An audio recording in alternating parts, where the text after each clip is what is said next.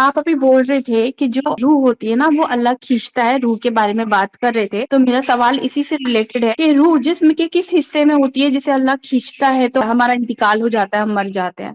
पूरे जिस्म में होता है, फैला हुआ रहता है। पूरे जिस्म में रूह होती है? जी, जैसे एक तार है, अच्छा। इलेक्ट्रिक तार है, ऊपर से तो वो तार दिख रहा है कि एक प्लास्टिक का कवर है, उसके अंदर कुछ मटेरियल है, लेकिन उसका जो करंट होता है वो पूरे बॉडी को उसके रहता है। लेकिन अगर आप काट दें उसको या वहां से स्विच बंद कर लें, पूरा बॉडी उसका प्लेन हो जाता है। लेकिन अगर वही स्विच दे दें तो वो करंट मारता है। इंसान के बॉडी में भी ऐसे ही एक रूह है, अल्लाह ने इसको पैदा किया है। जब अल्लाह ताला उसको हुक्म देता है तो इंसान के बदन से वो जुदा हो जाता है, इंसान दुनिया से चला जाता है। तो वही तो मैं पूछ रही हूँ ना कि जिस्म के किस हिस्से में रूह होती है? बताया तो पूरे जिस्म पे फैला रहता है। तो जब हाथ कटा है तो रूह कट जाती है, रूह निकल जाती है, तो इंसान मरता तभी तो तो है तकलीफ नहीं। होती है, हाथ कटता है तभी तो तकलीफ होती है। ये बताएं आप कि इंसान जब पागल हो जाता है या इंसान का ब्रेन डेड हो जाता है वो तो नहीं मरता है? अभी रूह नहीं निकला है। अच्छा, तो जब किसी इंसान का हार्ट प्लांट होता है, किसी और का हार्ट लगता है, तो जो रूह क्या ट्रांसफर हो जाती है, किसी और की रूह किसी और में आ जाती है? वो तो पूरे बॉडी में नहीं थी नहीं, ना। आपने बोला ना उसी हाथ पूरी से बॉडी में, हार्ट भी तो बॉडी का हिस्सा है ना। जैसे पूरे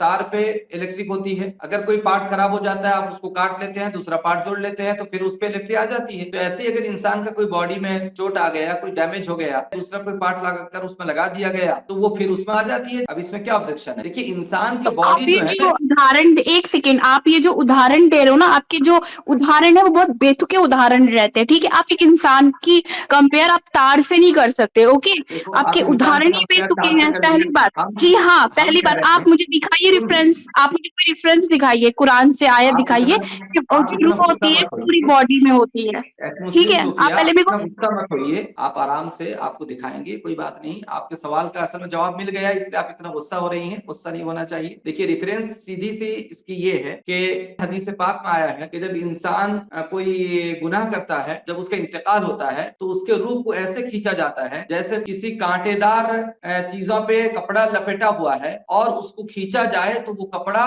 उससे निकल नहीं रहा है, तब भी उसको निकाला जा रहा है। तो ये पता चलता है कि इंसान के पूरे बॉडी में रूह है और जब उसको खींचा जाएगा तो वो पूरे बॉडी से निकलेगा। ये है इसकी रेफरेंस। आप गुस्सा मत होइए, आराम से सवाल कीजिए, मैं आपका गुस्सा जवाब मिल नहीं हो जाता रही है हूँ, तो आप बिल्कुल मैं गुस्सा हो। गुस्सा नहीं हो रही हूँ, ये कोई जवाब नहीं है कि आप एक तार की कंपेयर, आप इंसान के पहले बोल रहे हो सब में रूह होती है, फिर आप बोल रहे हो वहां से काट आप दिया बताएं वहां डाल कि दिया। कंपेयर मजाक में थोड़ी खराबी ना क्या है, है? मजाक थोड़ी नहीं आप कंपेयर कर रहे हो। मजाक का ठीक बात है, नहीं पहले है, आप बेतुके, लॉजिकली बिल्कुल बताइए। बेतुके जवाब है। वो तो व्यूअर्स देख रहे हैं कि कौन बेतुका हो रहा है। आप लॉजिकली बताइए इस कंपेयर में क्या खराबी है। आप अगर 10 मरतबा भी बोल देंगे कि बेतुका है, मजाक है, तो उससे मजाक नहीं हो जा रहा है ना।